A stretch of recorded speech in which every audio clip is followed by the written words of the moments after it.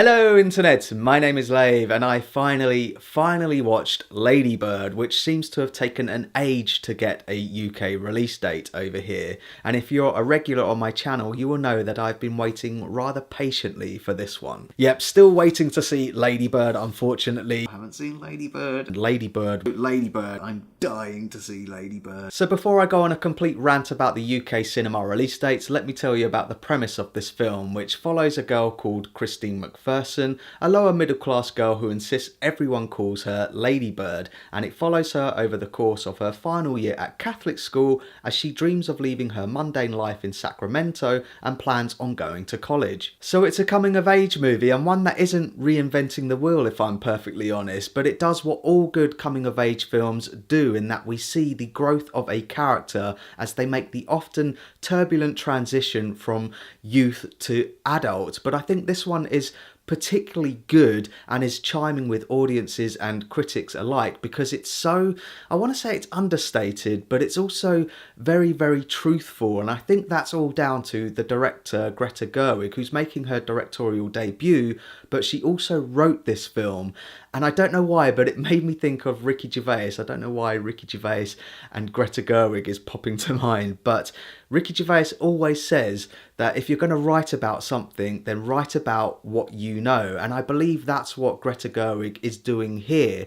She has said that she's loosely based this on her real life experiences, and she's managed to capture a real sense of authenticity throughout the entirety of this film. Behind the camera she's gifted as well. She frames her shots beautifully, whether they're static or tracking shots. It's always visually arresting. I wouldn't mind betting that she's taken notes from Wes Anderson. I really liked all of her creative choices, from her colour palette to the soundtrack choices. It's really nice to see a film which isn't inspired by the 80s for a change. This one is more contemporary, if you can call 2002 contemporary. Man, I feel old. That was 16 years ago. Yeah, you millennials don't really know what it was like to live in the 2000s. The only negative on a technical and presentation level that I was going to bring up was on occasions I did lose sense of the passage of time. I didn't know whether it was a day or a week or a month after the previous scene.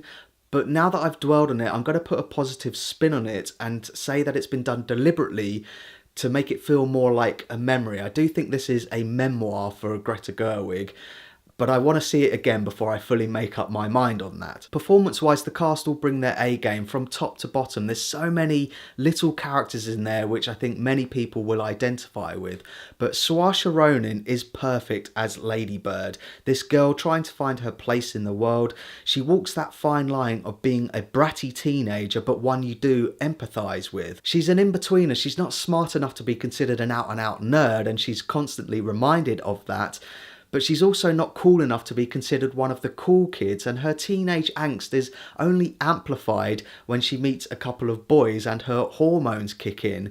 You've got Lucas Hedges, who's playing this seemingly perfect goody two-shoes, but then you've also got Timothée Chalamet, who's playing this seemingly perfect rebel. Both are brilliant in this. I also loved Beanie Feldstein, who's playing her nerdy best friend Julie, but really this film is a love letter to every mother-daughter relationship ever. Her father, played by Tracy, also gives a good performance, but his character is really on the periphery of the story until later on in the film, but he does have his time to shine. But really, this is Laurie Metcalf's film. She steals the show as her mum. What's really interesting is that I, Tonya also got released over here in the UK this weekend, another film which explores a mother-daughter relationship. Now in I, Tonya, Alison Janney is playing this super bitch, overbearing mum, whereas Laurie Metcalf is playing her complete opposite.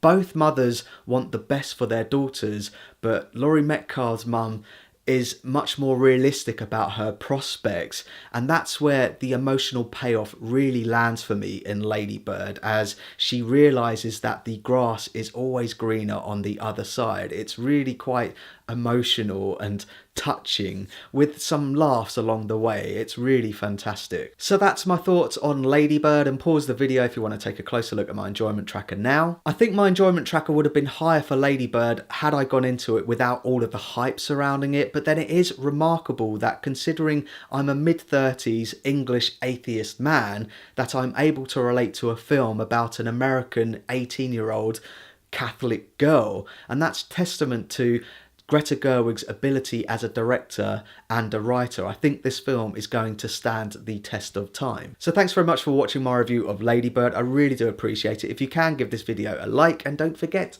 to share the lave. Life's so unfair, but I love you.